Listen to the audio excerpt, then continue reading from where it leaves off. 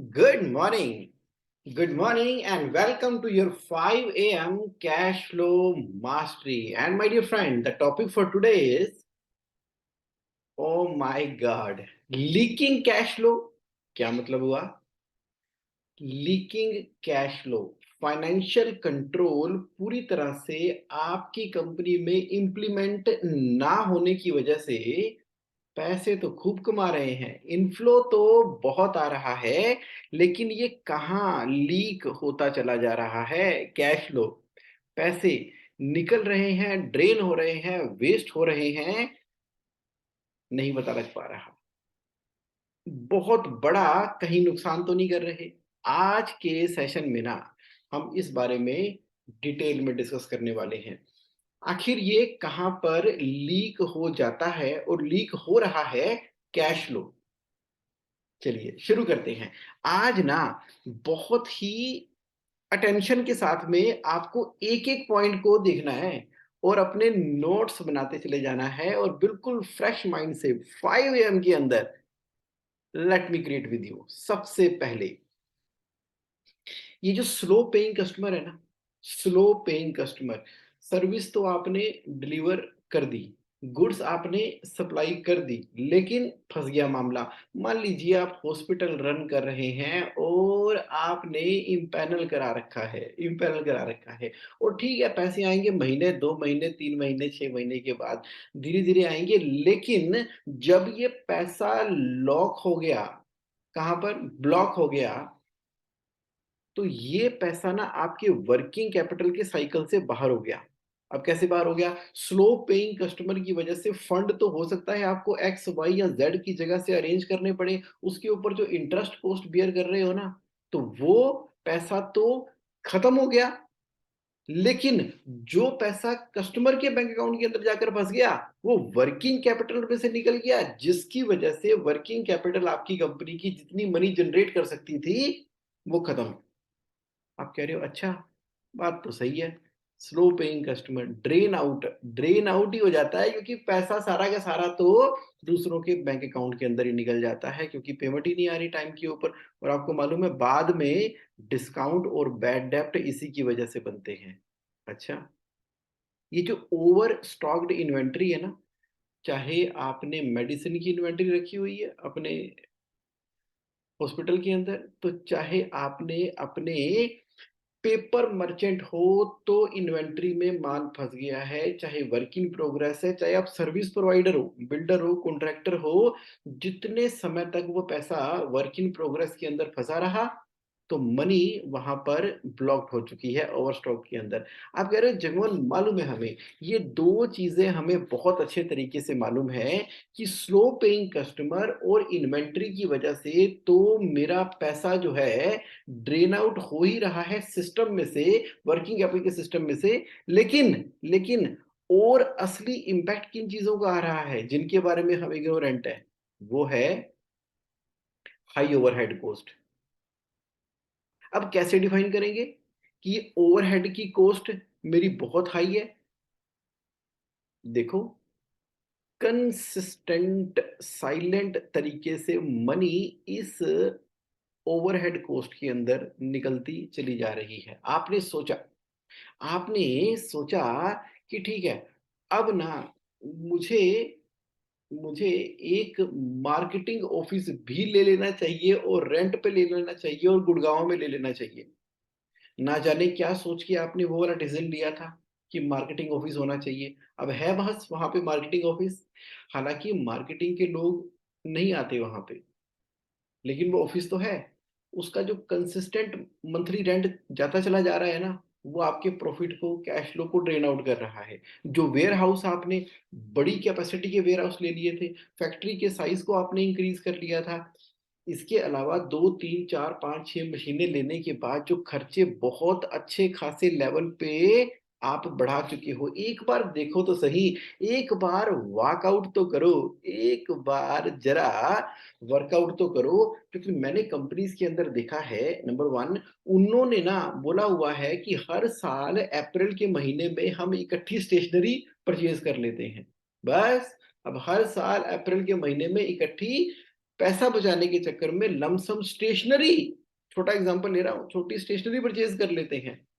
लेकिन इसकी तरफ तो कोई ध्यान ही नहीं दे रहा कि जो स्टेशनरी आपने परचेज़ भी कर ली है, उसकी ऑप्टिमम यूटिलाइज़ेशन भी हो रही है कि नहीं हो रही है? और रीऑर्डर करते समय उस समय वो स्टॉक अवेलेबल था भी कि नहीं था? और ये कहीं कल्चर ही कंपनी का तो नहीं खराब हो गया? आप कह रहे हो जम्मू स्टेशनरी का एग्जाम्पल तो बड़ा छोटा एग्जाम्पल है, थोड़ा बड़ा एग्जाम्पल दो। देखो जरा, अपने बिजनेस के जितने भी एक्सपेंसेस हैं उसको एक बार मेरे कहने पे डिसेंडिंग ऑर्डर में लगा कर देखो। सबसे ऊपर बड़ा अमाउंट मान लीजिए सैलरी। अब ये सैलरी जो आ रहा है उसकी जस्टिफिकेशन क्या है? आप कह रहे हो सैलरी कैसे कम कर दें? बंदे ही हटा देंगे तो सैलरी कम होगी? नहीं, आप उसकी ना रैशनलाइजेशन देखो, salary as a percentage of revenue देखो कितना आ रहा है। मान लीजिए इंडस्ट्री का नॉर्म जो है वो 8% का है, हमारी सैलरी पहुंच चुकी है 23% तक। 23% तक की अगर सैलरी हो जाएगी तो पैसा नहीं रुकने वाला, कंसिस्टेंट साइलेंट लीकेज आएगी। रेंट की कॉस्ट, क्या ये रेंट रिक्वायर्ड था इतना पे करना? इंटरेस्ट की कॉस्ट, पहला क्या हो गया? सैलरी, दूसरा इंटरेस्ट, तीसरा सैलरी, रिक्वायर्ड था क्या? अब नीचे चलो, यहां पर जो आपके ट्रेवलिंग के कन्वेंस के एक्सपेंसेस आ रहे हैं वो जस्टिफाइड है ना? जस्टिफाइड है ना, as compare to the growth in the sale. अब जरा थोड़ा और नीचे चल के देखो, आपके legal professional and other consultancy charges किए तो चले जा रहे हैं, लेकिन उसके कंसिस्टेंटली क्या मैं रेवेन्यू और प्रॉफिट को इंक्रीज कर पा रहा हूं? कि ये भी अपने आप में एक खर्चे का बड़ा खड्डा और हेडी बन चुका है। Professional fees, consultancy, legal and professional expenses. अब थोड़ा और नीचे आओ, जरा सेलिंग एंड डिस्ट्रीब्यूशन एक्सपेंसेस के अंदर देखो क्या कहानी चल रही है। ये ओवरहेड की कॉस्ट को line item by line item, उसके बाद उसकी सब लाइन आइटम बाय सब लाइन आइटम जब आपने देखना शुरू किया ना, तो मैं आपको बता रहा हूं ऐसी ऐसी चीजें निकल के सामने आने वाली हैं। लेकिन हम क्यों नहीं देख रहे? नहीं देख रहे, बस सारा ध्यान है हाँ अगर सेल बढ़ जाएगी तो सब कुछ ठीक हो जाएगा। अभी थोड़ा मुश्किल टाइम चल रहा है, अभी अभी इंटरनेशनल मार्केट के अंदर थोड़ी दिक्कत है। अरे रेवेन्यू तो प्रॉफिट लेकर आएगा ही आएगा, लेकिन ये धीरे धीरे धीरे धीरे month by month high overhead cost ना कंपनी के प्रॉफिट में से कैश फ्लो को लीक करती चली जा रही है। आप कह रहे हो ठीक है आज ही निकालते हैं लिस्ट, आज ही देखते हैं। और पता कहाँ निकल गया? इनएफिशिएंट प्रोसेस है। अभी भी कई जगह पर मैनुअल डाटा एंट्री हो रही है।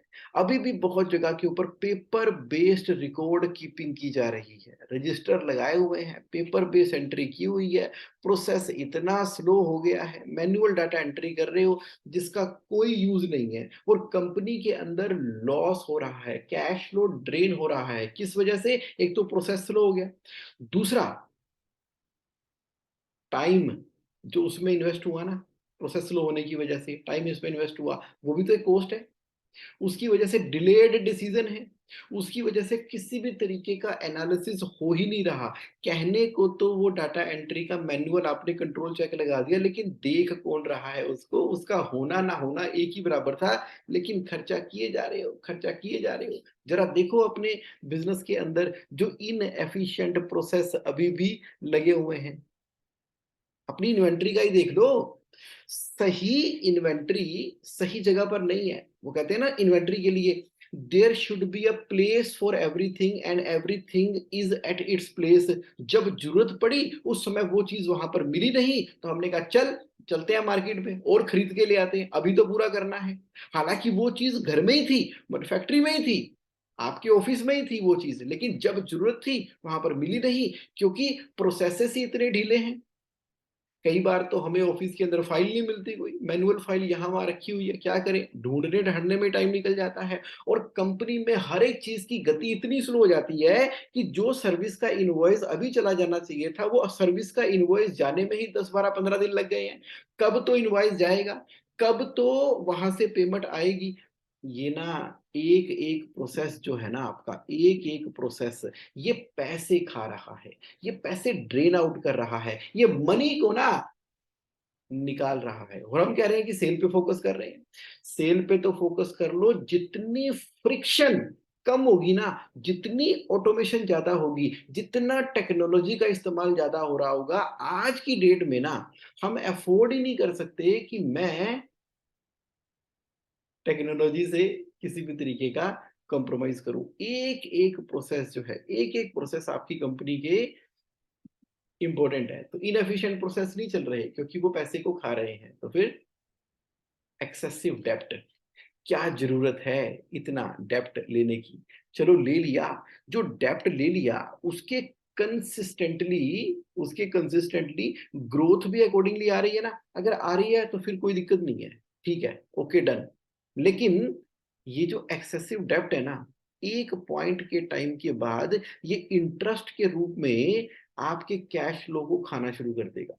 एक बहुत बड़ा प्रेशर क्रिएट होना शुरू होगा। इससे बेटर तो प्राइवेट इक्विटी इन्वेस्टमेंट ही थी, इससे अच्छा तो एसोसिएट के द्वारा मिली हुई कैपिटल ही थी, इसके अच्छा तो सप्लायर के द्वारा इन्वेस्ट किया गया अमाउंट ही अच्छा था, इससे अच्छा तो कस्टमर के साथ में टाई अप करके इस तरीके का मॉडल बना लिया कि कस्टमर ही हमारे बिज़नेस के अंदर पैसा इन्वेस्ट करता है और इसी मॉडल को हम रेप्लिकेट करते चले गए। चाहे फ्रेंचाइज़ी मॉडल के अंदर काम करते चले गए। भई सारी की सारी लैंड खुद खरीदना, बिल्डिंग खुद खरीदना और सारे के सारे लोन ले लेके अपने इंफ्रास्ट्रक्चर को बड़े करते चले जाना, एक लेवल तक ठीक है। मान लीजिए आपने 10 खोलने हैं आउटलेट अपने, तो 1 या 2 के ऊपर अपने पैसे लगाओ, बाकी हो सकता है फ्रेंचाइज़ या फिर ट्रैवल लाइट मॉडल भी तो हो सकता है। लेकिन ये एक्सेसिव डेब्ट ना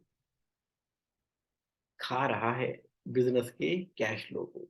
ध्यान रखना इस चीज़ के ऊपर। आज का जो 5 एएम का सेशन है ना, ये 360 डिग्री है। 360 डिग्री का मतलब है कि आपको ना एक इस पर्सपेक्टिव से देखो, कैश फ्लो मास्टरी तो आप करते ही हो और आप अवेयर रहते हो फंड फ्लो के बारे में। लेकिन जब आज की मैं 1, 2, 3, 4, 5, 6 पॉइंट दे रहा हूँ ना, एक-एक पॉइंट के साथ में आपने अपने बिज़नेस को स्कैन करना है। मन ही मन में आपका मन बड़ा बलवान है, मजबूत है। 1 सेकंड में यहाँ तो 1 सेकंड में वहाँ। ये जो मन भटकता रहता है ना, आज मन को लेकर आओ, ज़रा स्कैनर की तरह इस्तेमाल करो अपने बिज़नेस के अंदर। स्कैनर की तरह इस्तेमाल करते हुए जो-जो मैं पॉइंट देता चला जा रहा हूँ। अभी तक मैंने क्या पॉइंट दिए? एक बार देखना ज़रा, ये स्लो पेइंग कस्टमर तो हैं और भी नए कस्टमर मेरे स्लो पेइंग बनते चले जा रहे हैं और इन्वेंटरी में ओवरस्टॉक तो नहीं कर रहा। ये जो लाइन आइटम वाइज़ मेरे ओवरहेड की कॉस्ट आ रही है और प्रोसेसेस जो मेरे खा रहे हैं टाइम को, जो रिजल्ट कर रहा है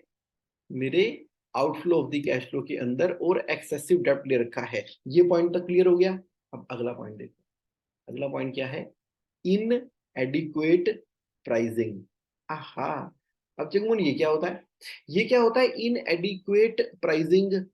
देखो, हम ना स्मार्ट प्राइसिंग नहीं कर रहे अपने प्रोडक्ट की और सर्विस की। मार्केट डायनामिक के हिसाब से नहीं प्ले कर रहे। वही जो हमने एक बार सेल प्राइस पता नहीं कब किस ज़माने में जो डिसाइड कर दिया था, बस वही प्राइस चल रहा है।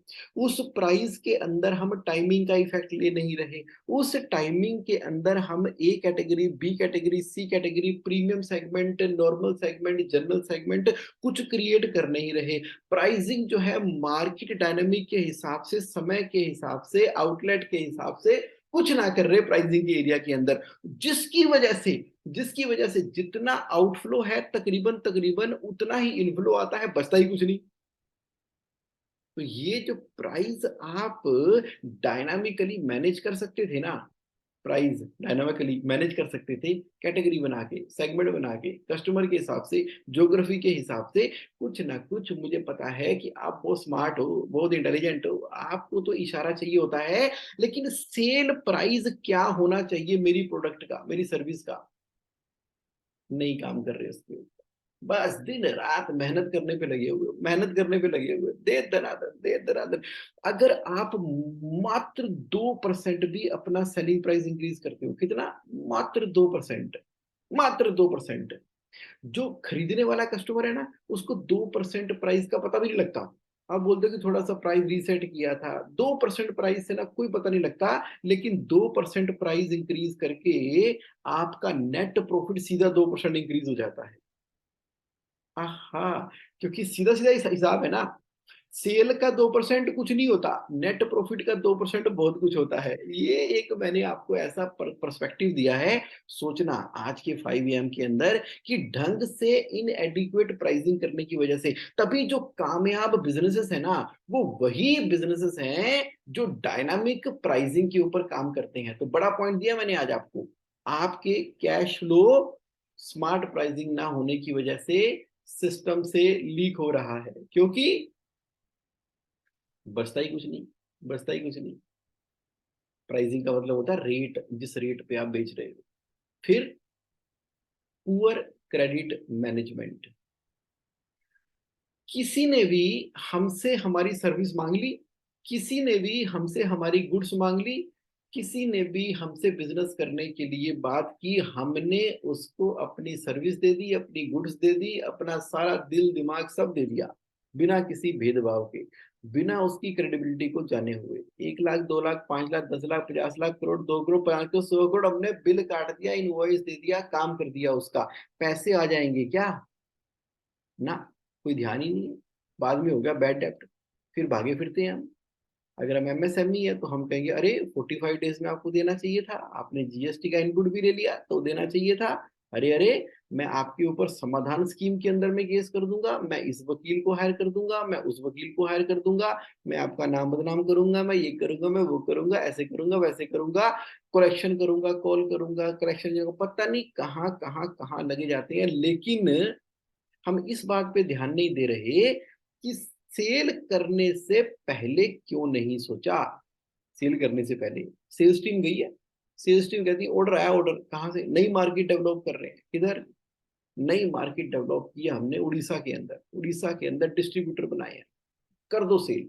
हमने पंजाब में डिस्ट्रीब्यूटर बनाए हैं, हमने जी रिटेलर ढूंढे हैं जी नेपाल के अंदर, हमने ढूंढे यहाँ पे, सेल्स टीम ने ना चौके छक्के मार के अपने सेल के ग्राफ को तो चढ़ा दिया ऊपर। अरे ठीक है, आप सेल कर रहे हो, अब सेल के दबाव के अंदर चल, चल सेल के दबाव के अंदर चल चल चल चल करते चले जा रहे हैं, करते चले जा रहे हैं, करते चले जा रहे हैं। अब हो गया काम, लेकिन वो कस्टमर कौन है? क्या हम उस कस्टमर का कस्टमर रजिस्ट्रेशन फॉर्म भर के, क्या कस्टमर रजिस्ट्रेशन फॉर्म भर के एटलीस्ट ये लिखते हैं उसका नाम क्या है, उसका जीएसटी नंबर क्या है, कितने सालों से उस बिजनेस के अंदर है, वो पार्टनर है, प्रोप्राइटर है कि प्राइवेट कंपनी है? अच्छा, उसका अकाउंट कौन से बैंक में है, उसका अकाउंट कौन से बैंक में है, उससे बड़ा आइडिया लग जाता है आपको। पता लगे किसी कोऑपरेटिव बैंक के अंदर है, वो कहीं दूर अंदर जाकर किसी आंध्रा के बैंक के कोऑपरेटिव बैंक के अंदर उसका अकाउंट है, और मेन चैनल में भी नहीं है, मेन स्ट्रीम के अंदर भी नहीं है, प्रोप्राइटरशिप कंसर्न है, और माल भेज रहे हो उसको 10 लाख का, 20 लाख का, 50 लाख का। उसके बाद नीचे आप पढ़ते हो, नीचे आप देखते हो उसकी क्रेडिट रेटिंग आप पता कर सकते हो उसकी। एक तो ऑफिशियली, एक अनऑफिशियली। पहले ऑफिशियली बताता हूँ। अगर वो कंपनी अगर वो कंपनी बहुत सारी ऐसी वेबसाइट्स हैं, बहुत सारी ऐसी वेबसाइट्स है जहां पर जाकर ना उन्होंने डाटाबेस इकट्ठा कर रखा है कि मान लीजिए वो पहले भी किसी कंपनी का डिस्ट्रीब्यूटर रहा हो, तो आप गूगल पे सर्च करोगे, कई तरह की वेबसाइट मिल जाएगी, 1 to 1 में आपको बता दूंगा, वो सारी प्राइवेट वेबसाइट है, वहां से पता लग जाएगा। तो चेक कर सकते हो उसकी क्रेडिबिलिटी। नहीं तो जीएसटी में जाके देखो, जीएसटी की साइट से पता लग जाता है कि वो रेगुलर रिटर्न फाइल करने वाला भी है कि डिफॉल्टर है कि नकली कंपनी है। इसके अलावा क्रेडिट रेटिंग एजेंसीज बैठी हुई हैं जहां से पता लग सकता है। इसके अलावा आप अपनी कंपनी के अंदर या तो खुद अपनी कंपनी की, या वहां पे लोकल एजेंसी की सहायता लेते हुए उस कस्टमर के प्रोफाइलिंग के बारे में पता करवा सकते हो, फिजिकल बेच के पता करा सकते हो, रेफरेंस चेक कर सकते हो, चाहे टेलीफोनिकली ऑफिस के अंदर रिसेप्शन की ड्यूटी लगा के 3 4 उसका जो प्रोफाइल मंगवाया, प्रोफाइल से क्रॉस रेफरेंस ही चेक कर सकते हो। अरे बहुत तरीके होते हैं कस्टमर को चेक करने के लिए, नहीं तो ये सेशन ही उसके ऊपर चला जाएगा। मेरा तो एक स्पेसिफिक सेशन है जिसके अंदर how to check the credibility of the customer. तो लेकिन अभी मैं सिर्फ आपको इशारा कर रहा हूं कि आप उस सिस्टम को इंस्टॉल कर दो। जो भी इसको कर रहा है उसको बोलना जेएसए में बात करके पूरे के पूरे टूल एंड टेक्नोलॉजी ले लेगा। But the point here is कि यहाँ पर पुअर क्रेडिट मैनेजमेंट के चक्कर में बैड डेब्ट तो नहीं हो रहे हैं और मेरा पैसा निकल तो नहीं रहा। आप कह रहे हो ठीक है जगमोहन, देख लेंगे हम। समझ आ गया इशारा, पता है, लग गया आपका। तो फिर नेक्स्ट क्या है? नेक्स्ट है निग्लेक्टेड मेंटेनेंस। ये क्या होती है? निग्लेक्टेड मेंटेनेंस का मतलब होता है कि जो काम पहले प्रिवेंटिव मेंटेनेंस के द्वारा ठीक हो जाना चाहिए था। अब एग्जांपल छोटा वाला ले लेते हैं। आपकी मशीन चल रही है। अब मशीन चल रही है, चाहे आप हॉस्पिटल चला रहे हो, चाहे फैक्ट्री चला रहे हो, चाहे आप सर्विस में हो, चाहे कोई भी इक्विपमेंट मशीनरी आजकल तो हर जगह लगी होती है। ट्रेडिंग वालों के पास भी कुछ ना कुछ तो सामान लगा ही होता है, ऑफिस के अंदर ही सही। मैन्युफैक्चरिंग वालों के पास तो लगी पड़ी है। अब धीरे धीरे उसके अंदर ना चू चू चू की आवाज आ रही थी उस मशीन के अंदर, यहाँ कट कट कट की मशीन आवाज आ रही थी। तब तो परवाह नहीं किया, किसी की रिस्पॉन्सिबिलिटी सेट नहीं की हुई, है ना, ठीक है करा लेंगे हो जाएगा। और जब वो इन्वर्टर रुक गया, इन्वर्टर बंद हो गया, जब वो मशीन बंद हो गई, जब मोटर चलनी बंद हो गई, उसके बाद क्या हुआ? उससे जो टाइम का लॉस हुआ वो अलग। उसको पूरा का पूरा ओवरहॉलिंग करवानी पड़ी। तो जो काम 5,000 रुपए में या 500 रुपए में या 5 रुपए में हो सकता था, उसके अंदर मोबिलाइल डाल के उसकी आवाज को ठीक करके, लेकिन उसकी सारी गरारियां घिस गई और फट गया पटाखा या शॉर्ट सर्किट हो गया, वट एवर। तो ये जो निग्लेक्ट करने की हमारी आदत है ना, अपनी कंपनी के अंदर, अपने ऑफिस के अंदर, अपनी लाइफ के अंदर, हल्का हल्का कहीं भी कुछ प्रॉब्लम होती है ना, हम उसकी परवाह ही नहीं करते, हम कहते हैं ठीक है।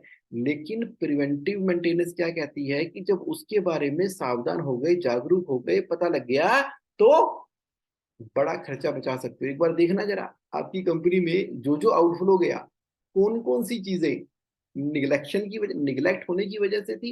तो ये निगलेक्टेड मेंटेनेंस ना मेरे दोस्तों एक बहुत बड़ा कारण है जिसकी वजह से कैश फ्लो लीक हो रहा है, क्योंकि हम कर रहे हैं रिएक्टिव मेंटेनेंस। समझ गए? तो फिर वेस्टफुल स्पेंडिंग, पता नहीं नवाबी शौक कब खत्म होंगे हमारी कंपनी के अंदर। ठीक है, आप कंपनी के डायरेक्टर हो, पार्टनर हो, प्रमोटर हो, प्रोप्राइटर हो, लेकिन ये सारी नवाबियां, ये सारे के सारे शौक, ये सारे के सारे खर्चे, ये आप अपनी पर्सनल लाइफ में करो, हमें कोई दिक्कत नहीं है। पर्सनल लाइफ में डबल स्कूप आइसक्रीम खाओ तो चाहे ट्रिपल स्कूप खाओ, तो चाहे जो मर्जी करो। पर्सनल लाइफ में मूवी देखो, अपना बड़ा शानदार रिक्लाइनर सोफा खरीदो, घर के अंदर गार्डन लगाओ, घर के बाहर, चलो सब कुछ जो मर्जी करो, टेढ़े मेढ़े आप जो लगाना लगा लो। लेकिन बिजनेस में थोड़ी होता है ऐसा। बिजनेस में थोड़ी आता चल कोई बात नहीं, चल कर दे, चल देखी जाएगी। नहीं, बिजनेस तो बिजनेस है। बिजनेस के एक एक रुपए को जो स्पेंड किया जाता है ना, तो वो वैल्यू फॉर मनी होना चाहिए। अगर आप 1 करोड़ खर्चो, चाहे 100 रुपए खर्चो, 100 रुपए के बदले में बिजनेस को वैल्यू मिल रही है, तो ही वो माना जाएगा इम्पोर्टेंट खर्चा। तो ही वो माना जाएगा इम्पोर्टेंट खर्चा। अदरवाइज कोई जरूरत नहीं है। नया प्रोसेस लगाने की वजह से, नई मशीनरी लगाने की वजह से, नया इक्विपमेंट लगाने की वजह से जो आपने सोचा, क्या उससे वाकई ही प्रोसेस इंप्रूव हो रहा है कि सिर्फ शौक पूरा हो रहा है? सोचो, देखो, मैं इशारा कर रहा हूं। जरा आज जब आप ऑफिस जाओगे ना, फैक्ट्री जाओगे, तो देखना कि सीढ़ियां, दरवाजे से एंटर करने से लेके सीढ़ियां लिफ्ट चढ़ने से लेके, जरा अपनी नजरें घुमा के देखना कौन कौन से एक्सपेंडिचर ऐसे हैं जो कि इसेंशियल है। अब इसेंशियल को डिसाइड कौन करेगा? आप ही डिसाइड करोगे। अगर आपको लगता है कि इसकी वजह से कंपनी की क्रेडिबिलिटी में वैल्यू मिल रही है, उसकी वजह से आपने month by month, year by year growth कर दिया, या इसकी वजह से वाकई ही कोई बेनिफिट हो रहा है, आप कह रहे हो कि कोई एग्जाम्पल ही दे दो वेस्टफुल स्पेंडिंग का जिससे हम रिलेट कर पाए। अरे भरे पड़े हैं आपके पास एग्जाम्पल वेस्टफुल स्पेंडिंग, बताओ। चलो बताता हूँ। ये बात है, मैं गया था बड़ौदा। बड़ौदा चला गया। बड़ौदा चला गया, तो वहां पर उन्होंने एक कल्चर बना दिया कंपनी के अंदर, एकदम वेस्टफुल स्पेंडिंग का एक कल्चर बना दिया। क्या कल्चर बना दिया? कि कंपनी की सारी जो गाड़ियां हैं वो कंपनी के अंदर प्रेमिसेस के अंदर खड़ी होंगी, बाहर खड़ी नहीं होगी। ठीक है जी। अब अंदर प्रेमिसेस के अंदर खड़ी होंगी और उसके लिए उन्होंने कहा कि पार्किंग सुबह सुबह लगाने में बड़ी दिक्कत होती है। तो अब कंपनी के अंदर खड़ा करने के लिए अब उन्होंने एक दीवार बनाई। उन्होंने दीवार बनाई कि ये दीवार जो है, यहाँ यहाँ पर इसकी गाड़ी खड़ी होगी।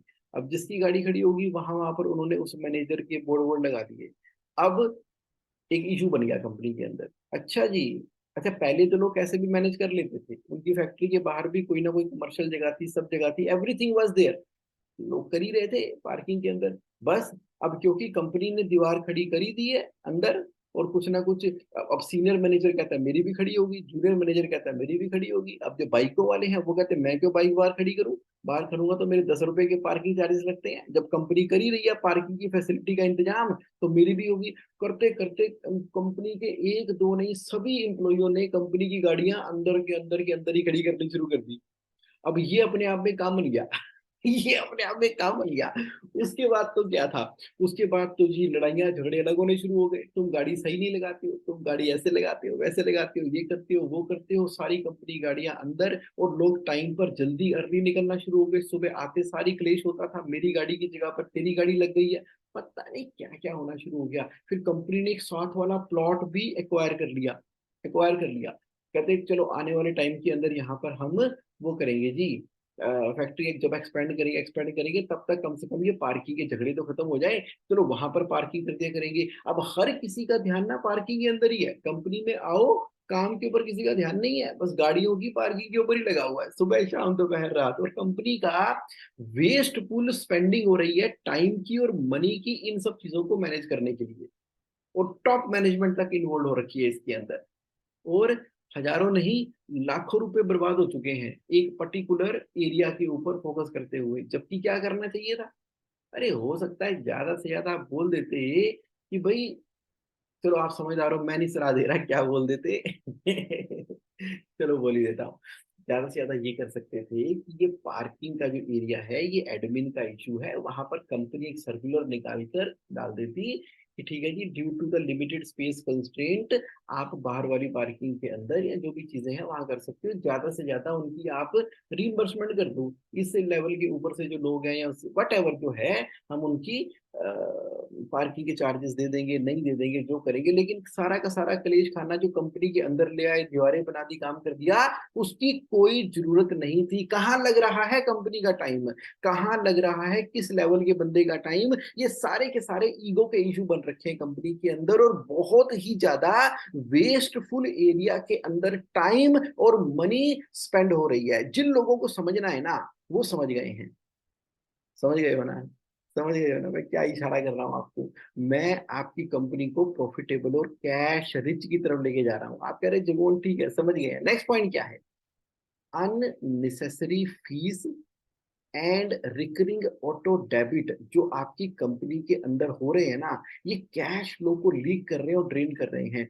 अननेसेसरी फीस कौन सी है, पता नहीं यहाँ वहां जहां कहाँ कौन कौन सी मेंबरशिप ले रखी है, कभी गए नहीं वहां पे, मेंबरशिप फीस पे किए चले जा रहे हैं, पता नहीं कौन कौन सी मैगजीन सब्सक्राइब कर रखी है, ऑनलाइन ऑफलाइन, कभी पढ़ी नहीं कभी देखी नहीं, वो आपके इनबॉक्स में जाती रहती है। ना जाने कौन कौन सी ऑटो रिकरिंग की मार्केटिंग की सर्विस ले रखी है, लिंक्डइन का हर महीने डेबिट हो जाता है, फेसबुक का हर महीने डेबिट हो जाता है, चाहे उसको यूज भी नहीं कर रहे थे, पता नहीं कौन से कोर्सेज भर रखे हैं जिसको आपको क्वार्टरली मंथली पे करना होता था, आपके क्रेडिट कार्ड में से हर महीने डेबिट हो रहे हैं, डेबिट कार्ड में से डेबिट हो रहे हैं। कुछ लोग कंपनी ऑफिस फैक्ट्री में आते हैं और महीने के, साल के, क्वार्टर के, कुछ ना कुछ ऐसे लोग हैं जो कुछ ना कुछ पैसे ले चले जाते हैं, लेकिन कोई उसका यूटिलाइजेशन नहीं है। देखो, जागो, समझो क्या हो रहा है। ये सारा का सारा जो पॉइंट है ना, ये आपके कैश फ्लो को ड्रेन आउट कर रहा है, ड्रेन आउट कर रहा है।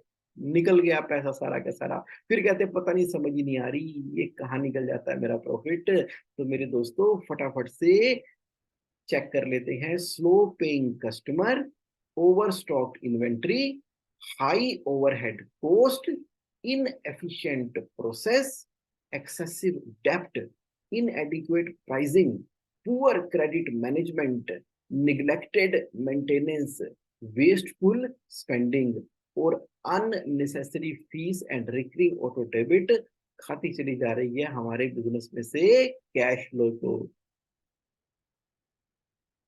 www.jsonline.in, यहाँ पर जब आप जाते हो ना, आपके हर सवाल का जवाब मिलता है, हर सवाल का जवाब। जब लॉग इन करते हो और आस्क योर क्वेश्चन के ऊपर करते हो ना, आप आस्क योर क्वेश्चन करते जाओ, तो आपके माइंड में कोई भी कैश फ्लो से रिलेटेड क्वेश्चन है तो लिखो ask your question, click and ask, आपके कैश फ्लो का आंसर मिल जाएगा।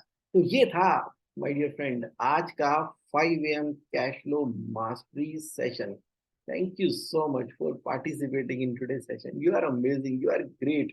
जब आप सुबह सुबह अर्ली मॉर्निंग 5 बजे फ्रेश माइंड के साथ में एक नए पर्सपेक्टिव से जिंदगी को, लाइफ को देखने के लिए आते हो ना, और वो जो आइडियाज आपके माइंड में क्रिएट होते हैं, और फिर जब आप मुझे दिन में शेयर करते हो, मुझे व्हाट्सएप करते हो, मुझसे मिलते हो, अभी मैं पीछे जमशेदपुर गया, रायपुर गया, मुंबई था, और चेन्नई था, हैदराबाद था, और हर जगह पे लाइव विजिट कर रहा हूँ, फिजिकल जा रहा हूँ, ऑनलाइन जा रहा हूँ, ऑफलाइन जा रहा हूँ, आप मुझसे मिलते हो, और आप कह रहे हो कि जिस तरीके से आपका कैश फ्लो इंप्रूव होना शुरू हो गया है इन छोटी छोटी बातों से और बड़ी बड़ी बातों से और स्ट्रेटेजी से, तो बड़ी सेटिस्फेक्शन मिलती है। तो how was the session for today, बताओ, how was the session, you really like the session और नॉट? और आगे किस तरह से आप चाहते हो, आप किस तरह से चाहते हो कि मैं और इम्प्रूव करूं, या किस टॉपिक पे चाहते हो, तो डेफिनेटली मैं उसको प्रोवाइड करूंगा। तो ठीक है, मैशुरी जी कह रहे हो, अरे जगमोहन तुम रिसेंटली चेन्नई आए थे? हाँ, बस एक छोटी सी विजिट के लिए आया था, एक ना एक कॉन्फ्रेंस थी, बस वो अटेंड करके निकल गया। सॉरी मैं आपसे मिल नहीं पाया मैशुरी जी, नेक्स्ट टाइम तो आने ही वाला हूँ, हैदराबाद आना है नेक्स्ट टाइम मुझे, वहां से देखता हूँ, लंबा प्रोग्राम बनेगा। अरे वाह डॉक्टर डीके गुप्ता जी, क्या बात है, आप तो एनर्जी के भंडार हो, आप तो कमाल कर रहे हो डीके गुप्ता जी। संजय अग्रवाल जी गुड मॉर्निंग, बड़ी जल्दी मिल रहे हैं हम। चलिए ठीक है, अभी टाइम का ध्यान में रखते हुए थैंक यू वेरी मच। फिर मिलते हैं नेक्स्ट सैटरडे नए टॉपिक के साथ, बहुत डिटेल में इन डेप्थ में जाएंगे in the area of cash flow mastery. Till then have a great time, thank you and thank you.